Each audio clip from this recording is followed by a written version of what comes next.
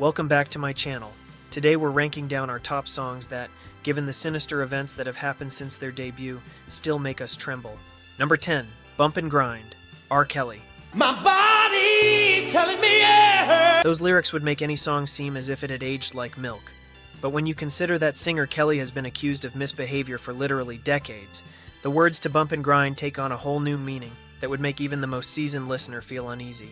Kelly was found guilty in 2021 and 23 of misbehaving against young people, although she was first cleared of these accusations in 2008. As a result, she was given a 31-year prison sentence. Girl,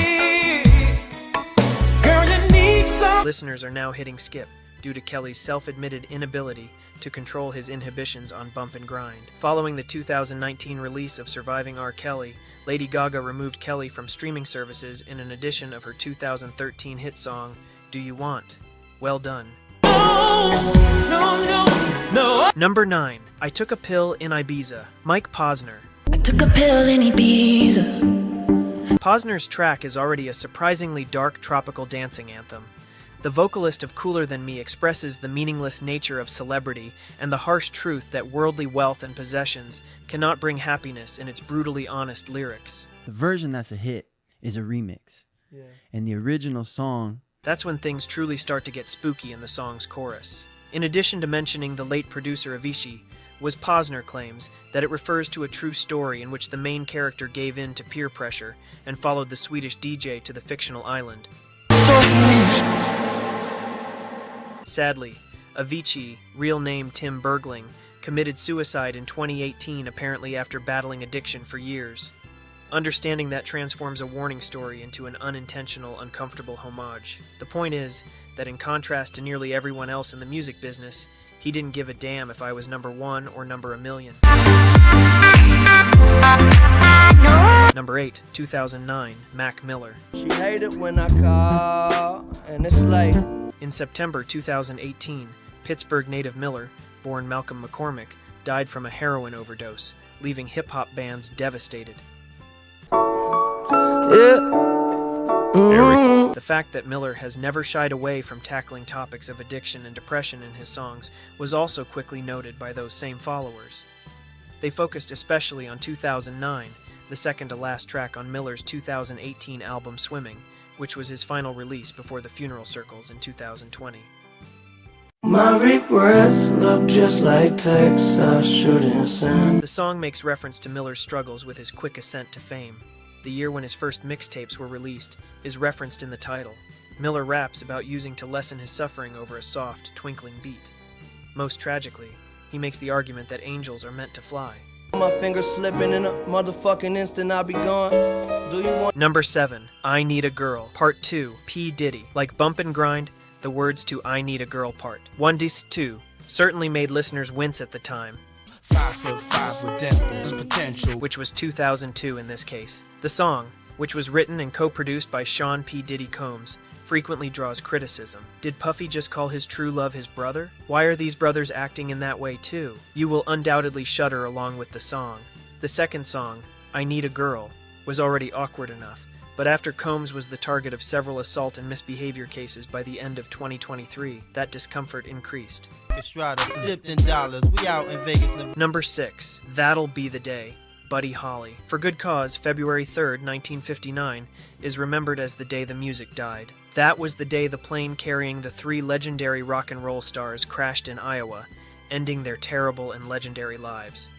These 3 were J.P. Richardson, Buddy Holly, and Richie Valens. That'll Be the Day, the guy born Charles Hardin. Holly's breakthrough album on a big label had only just been released. In Holly's last year, the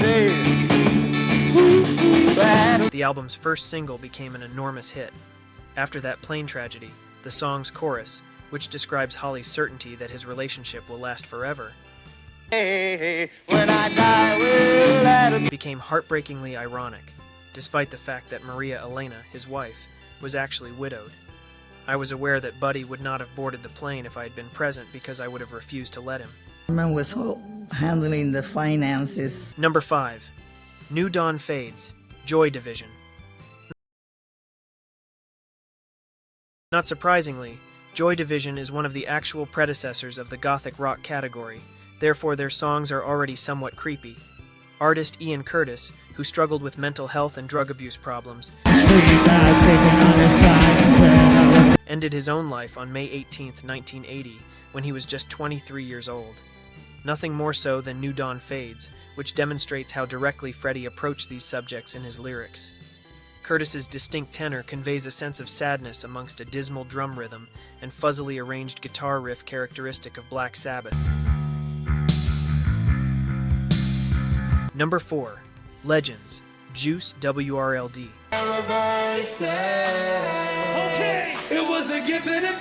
Mac Miller and Jared Higgins, popularly known as Juice WRLD, suffered from comparable problems.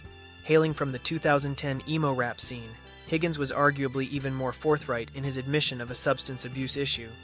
This very subject comprises a not irrelevant portion of his career. Legends, which can be found on the musician's posthumous 2021 album Fighting Demons and his 2018 EP Too Soon, offers ominous predictions to that effect. Considering that Higgins passed away in 2019 at the age of 21, as the song's chorus predicts, this is particularly ominous. I'm a whole different person. Number 3. Rehab, Amy Winehouse. Amy Winehouse's attitude and refusal to be anything less than completely herself were the foundation of her once-in-a-lifetime ability. This required her to write songs heavily influenced by her troubled personal life, which was the focus of public attention and media coverage in the 2000s. She loved it so much that Frank was the name of her debut album. The Mark Ronson-produced single Rehab was released ahead of her second album, Back to Black. In keeping with Winehouse's unwavering style, the lively Motown-inspired song describes the artist's resistance to boo to the pressures of people around her. After the British songbird passed away in 2011 due to alcohol intoxication, Rehab took on a terrifying dual meaning.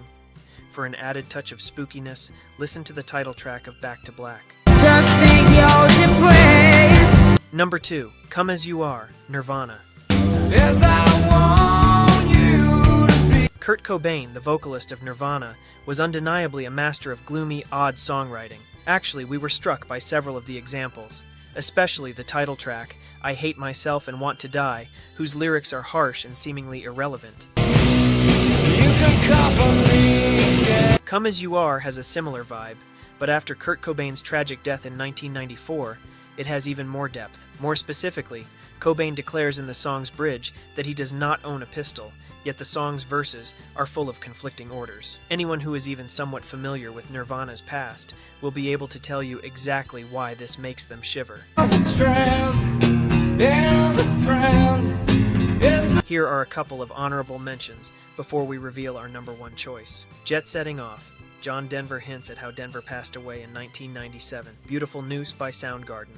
John Denver's approach, but for Chris Cornell in 2017. My Sweetie, Chuck Berry. Even without taking into account Berry's multiple misconduct problems, this song is rather unsettling. Before his unexpected death, Jim Croce Croce's final hit song, Time in a Bottle, was about not having enough time. Time in a bottle. Number 1.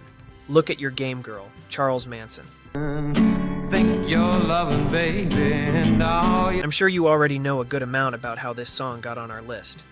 While Phil Kaufman was a music producer and Charles Manson was a prisoner at the same facility, they met. Kaufman went on to record Manson's first album, Lie, The Love and Terror Cult. Well, this apparently isn't you singing. From 1967 to 1968, after the two grew close. Look at Your Game Girl was one of those tunes. It was a simple, innocent folk tune on the surface. In the aftermath of Manson's notorious 1969 crime spree, its lyrics have been re-examined. Targeting the socially imposed hang-ups of young ladies, the song embodies his core approach, according to AllMusic's album review. Look at Your Game Girl isn't so innocent after all. Which songs make you uncomfortable to listen to because you identify them with something negative? Tell us in the comments below.